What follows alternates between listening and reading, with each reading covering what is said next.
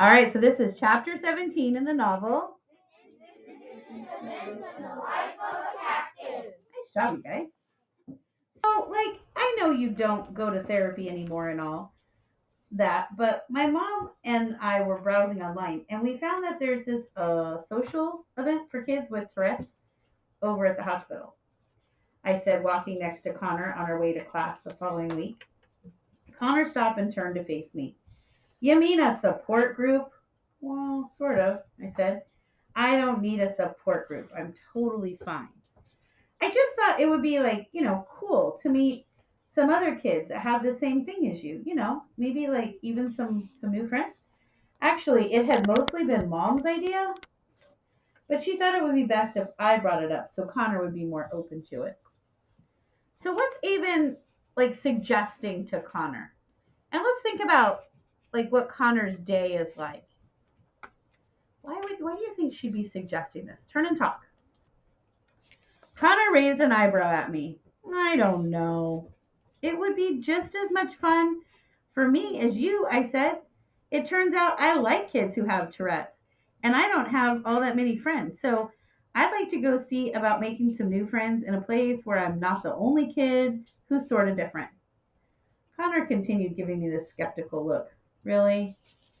Well, I looked up support group for kids with no arms, and guess what? There are none. At least not that I could find. I guess Tourette's is a lot more common. 1%, Connor said as he turned and continued walking toward class. What? 1% of people have Tourette's. See? I blurted. I bet a lot of kids with Tourette's go to this social event. Support group. Whatever. It might be fun. Please, will you go with me? Please, I begged. Are you saying you go without me? He asked. Why not? Because you don't have Tourette's? Well, I could meow from time to time. No one would know. Connor gave me a playful shove. Fine, I'll go with you. He rolled his eyes. And you won't have to meow. Mom walked us to the hospital just after 7:30. A receptionist directed us down a corridor and into a small meeting room. Mom promised to pick us up in front of the hospital at 9 o'clock sharp and left us there to brave the meeting alone. As we entered the room, we were immediately greeted by a boy shouting, "Chicken nipple!" I looked at him in surprise, and he shouted it again, aiming at no one in particular. I glanced at the other kids in the room.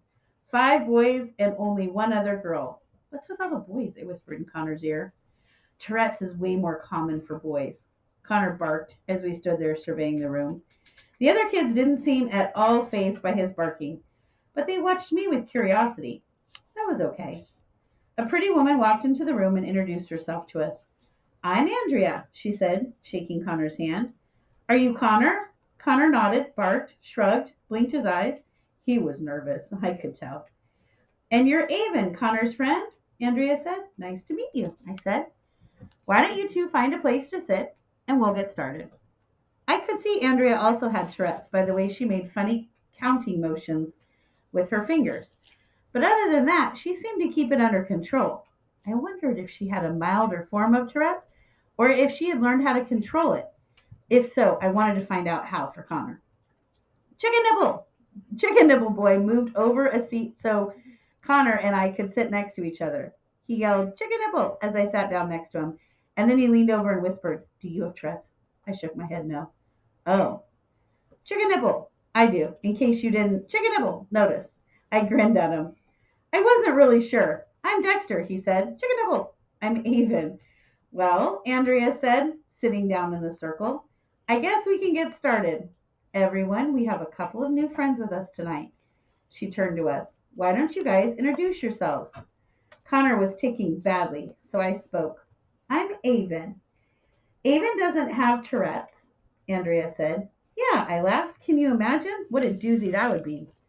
Dexter laughed out loud and shouted, chicken nibble! And the other kids softly chuckled a bit. I liked Dexter already. At least if you had Tourette's, the completely monotone, expressionless girl sitting across from me said, you wouldn't have to worry about slapping yourself in the face all the time like I do. As though on cue, the girl slapped herself in the face. Yeah, but you should see what Avon can do with her feet, Connor said, blinking his eyes rapidly. Face slapping isn't that far-fetched. I want to chicken nibble, see what you can do with your feet, Dexter said. Maybe later if we have time and Avon doesn't mind, Andrea said, smiling. She clearly enjoyed the light-hearted conversation among us kids, and honestly, so did I. Andrea turned her attention to Connor. Introduce yourself, Connor. I'm Connor. I do have Tourette's, as if you couldn't tell, he barked. Well, welcome, you two, Andrea said. We're so happy to have you. Why don't you all go around and introduce yourself? We'll start with Dexter. Chicken nibble. I'm Dexter. And as you can see, I love to say chicken nibble, chicken nibble. Connor gaped at Dexter. I have to know why chicken nipple and not another word. Dexter has a rarer form of Tourette's called coprolia, Andrea explained. He says words and phrases, some of which people may find inappropriate, but he can't help it. Connor turned his attention back to Dexter. Yeah, but why chicken nipple? Dexter laughed. Sometimes I say other chicken nipple things. I'm glad when it's just chicken nipple.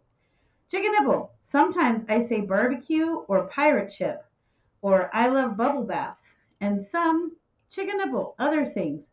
Sometimes I say my own name, which is really embarrassing for some reason. One time I went through a short period, chicken nibble, where I said, I'll punch a baby every time I saw a baby. That was awful. Chicken nibble. People would run away from me with their chicken nibble babies. Dexter looked at me with a straight face. Chicken nibble. I swear I would never punch a baby. I like babies. I believe you, I said, trying to maintain a straight face myself. Can you imagine the comic element to this too, right? I mean, there's just some bit inside that makes you want to giggle a little. Just then Dexter cried out, barbecue chicken sandwiches! And everyone laughed, especially Dexter. I normally would never in a million years laugh at somebody's disability, but I realized we were all laughing with Dexter, certainly not at him, and it was okay. I think it made everybody feel better in a way. We're going to stop right there for a moment and we'll pick it up the next time. Josh introduced himself next. Josh made the same whooping sound all the time, and he had what Andrea explained were several motor tics. This included bending over a lot and sort of playing air guitar. Other than that, Josh was quiet. The girl introduced herself as Rebecca. I already knew Rebecca slapped herself in the face. She even wore little padded gloves to help soften the blows. I had never realized Tourette's could be painful, even damaging to the person who had it. Rebecca also grunted and coughed a lot, even though she didn't have a cold or anything. Jack rolled his eyes constantly and shook his head. He also made strange yelling sounds like nothing I had ever heard, like he sucked in air so fast that it made a shrieking sound. Zachary rolled his shoulders so much he feared he would need surgery on his already worn down 15-year-old joints. Mason made constant farting noises with his mouth and pulled on his hair, which made his hair patchy because he pulled on it so much. So much of it would come out at times. Mason had over 50 tics, he told us. I couldn't imagine having to deal with that many uncontrollable things going on with my body. Besides Dexter, Mason's tics were probably the most embarrassing of the group. He hardly ever went out in public like Connor. Andrea guided us into a discussion on how we felt about going out in public. More specifically, going out like places like the movies or the library, etc. Connor wasn't alone in not liking to go to the movies. Nobody ever really went.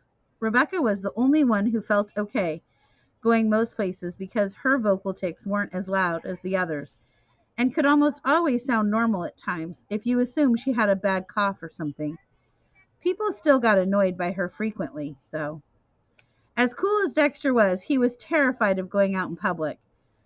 I guess he said, I'll punch a baby in front of some dad holding a baby in a drugstore one day, and the dad nearly attacked him.